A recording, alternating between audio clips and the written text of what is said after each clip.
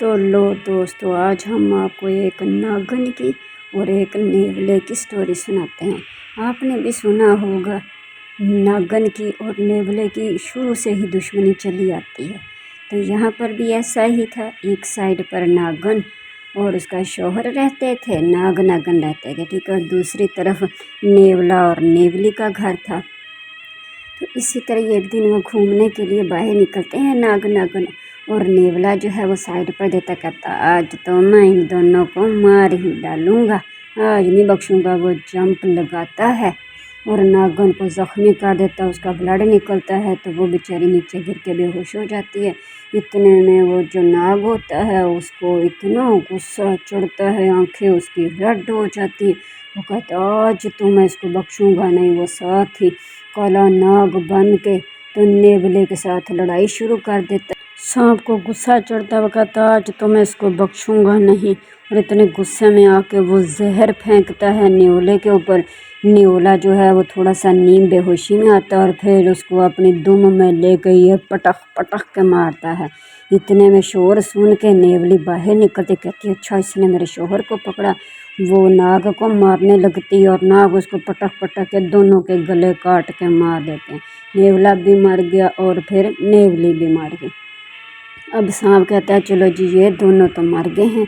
और एकदम से आवाज़ आती है बच्चे के, उनको मार के वो घर जाने की करने लगते हैं। तो एकदम से किसी बच्चे के रोने की आवाज़ आती है। तो नाग कहता है ये बच्चे के रोने की आवाज़ आ रही है। तो नागिन कहती है मुझे ज़मीन के अंदर से आवाज़ आ रही है। वो कहता है तुम्हें कैसे पता है? कहती मुझे पता है, मैं भी बीमार हूँ और मुझे लगता है यहाँ कहीं कोई छोटा बच्चा है। वो कहता है अच्छा ये तो नेवले का घर है, मैं यहाँ पर देखता हूँ। वो सांप बन के नेवले के घर में जाता है दोस्तों, और वहाँ से कुछ छोटा सा नेवली उठा लाता है। वो कहता है अब इसका क्या करें? वो कहती हमने इसके माँ बाप को तो मार दिया, तो इससे बेहतर है अब हम इसके बच्चे को उठा कर यहाँ से ले जाए, वरना जंगल के जानवर खा जाएंगे इसको। वो कहते इसको हम लेके जाएंगे, क्यों यहीं पड़ा रहने दो। कहती नहीं, मैं भी बीमार हूँ, प्रेग्नेंट हूँ, तो मैं नहीं चाहती कि किसी के बच्चे के साथ ज़्यादती हो। तो इस वजह से वो उस नेवले के छोटे से बच्चे को अपने घर लेकर आ जाती है। और उन्होंने एक छोटा सा तोता भी पाला होता है। नेवले की और तोते की दोस्ती हो जाती है, वो आपस में बातें करते हैं, खेलते हैं। थोड़ा अरसा गुजरता है और फिर नागिन के घर भी एक छोटी सी बेटी पैदा हो जाती है। और वो फिर तीनों मज़े से खेलते हैं, यानी कि पैरट और ये जो नेवला और नागिन की बेटी। वो सारा दिन इस नेवले के बच्चे के साथ खेलती, फिर इसको साथ लेके सो जाती। सारा दिन मौज मस्तियाँ दोनों की होती और उनकी इतनी अच्छी दोस्ती हो जाती है कि सारे परेशान होते हैं कि ये नागिन की बेटी है और वो नेवला है और इनकी इतनी अच्छी दोस्ती कैसे। एक दिन वो बाहर घूमने आ जाते हैं दोनों।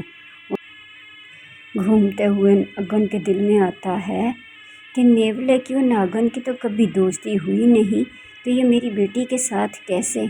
वो वापस नागर के पास आती है और अपने शोहर से आके कहती है कि नागिन की और नेवले की तो कभी दोस्ती नहीं हुई, लेकिन ये कितना अच्छा नेवला है, हमारी बेटी के साथ कितना खुश रखता है उसको।